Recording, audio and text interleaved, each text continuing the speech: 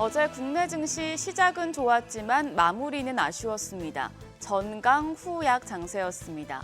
장 초반에는 정치적 불확실성 완화 기대에 오름세를 보였지만 CPI 발표를 앞두고 경계감이 커졌고 일본은행 총재 발언이 하방 충격으로 작용했습니다. 오늘은 한국은행이 새해 첫 금융통화위원회를 열고 기준금리를 결정합니다. 중요한 하루가 되겠는데요. 어제장 복귀하면서 투자 포인트들 체크하겠습니다. 코스피는 약보합이었고 코스닥은 0.9% 내렸습니다. 코스피 장중 내내 상승폭을 축소시키며 막판에 돌아섰고 코스닥은 장 초반에 반짝 상승했다가 이후로 계속해서 하락폭을 키웠습니다. BOJ 우에다 총재가 다음 주 회의에서 금리 인상 여부를 논의하겠다고 밝히자 일본 국채금리가 급등했고 순간 외국인 매도세도 증가한 영향이 컸습니다.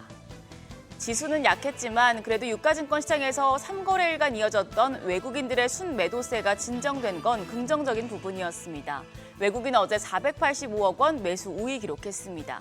개인도 1,231억 원 사자세를 나타냈는데 기관 홀로 2,600억 원 가까이 팔아치웠습니다. 코스닥 시장에서는 외국인만 매도 우위였습니다. 1,780억 원 팔자 포지션 취했고 반면 기관이 57억 원 매수 우위, 개인도 1,813억 원 순매수 기록했습니다.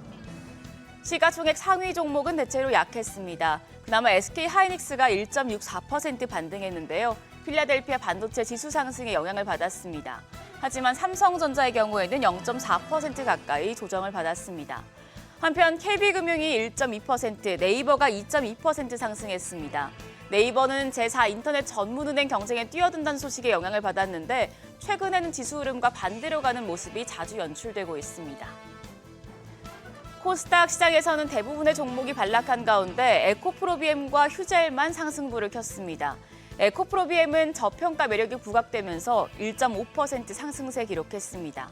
반면 알테오젠이 1.3% 떨어졌고 HLB가 6% 가까이, 리가켄바이오와 삼천당제약이 각각 2.5%, 4% 하락하는 등 제약바이오 대표주들은 부진한 모습이었습니다. 환율은 약보합 수준이었습니다. 정규장 마감 시간 달러 기준 90전 내린 1,461원 10전의 거래를 마쳤습니다. 이후 환율은 야간 거래에서 낙폭을 확대하며 1,450원 중반대로 내려섰습니다. 미국의 소비자 물가 지수가 시장에 안도감을 주면서 미국의 국채금리가 크게 하락하고 글로벌 달러가 약세를 보인 영향이었습니다. 오늘 새벽 6시 기준 역외 환율은 1,459원인데요. 외환 시장 1,450원대에서 문을 열지 지켜보시죠. 우리 시장 지난해 역대급 부진한 흐름을 보인 이후에 새해 들어서 급등하다가 지금은 다소 쉬어가는 분위기인데요. 증권가에서는 시장이 올해는 좋을 것이고 특히 코스닥 시장을 주목하라는 분석이 나왔습니다. KB증권은 한국 증시의 홀짝 법칙에 대해서 설명했습니다.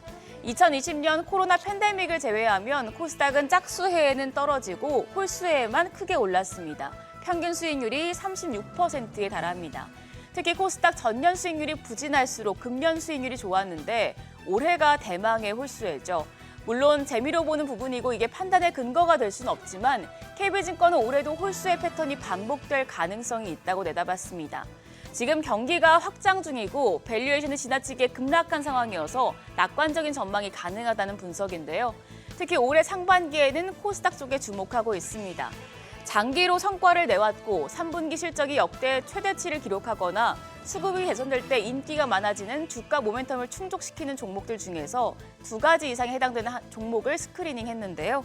클래시스와 파마리서치, JYP엔터, 오스코텍, 디어유, 카페24 등을 제시했습니다. 또 바이오 쪽도 긍정적으로 판단했는데요. 코스닥 쪽에서 상승 가능성이 높은 종목들 판단해 보셔도 좋겠습니다. 그럼 오늘 개장 준비하시죠. 시장에 가장 큰 영향을 미칠 이벤트는 한국은행 금융통화위원회입니다. 기준금리를 현재 3%에서 추가로 내릴 것이냐 유지할 것이냐 시장 전망은 팽팽히 맞서고 있습니다. 금통위를 소화한 시장이 어떤 방향으로 나아갈지 확인하셔야겠고요. 또 대만 TSMC 실적 발표를 앞두고 반도체 쪽이 주목받을 수 있겠습니다. 더불어 오늘 뉴욕 증시에서 금융주들이 좋았는데요. 우리 시장에서도 관련주들 호재로 작용할 수 있겠습니다.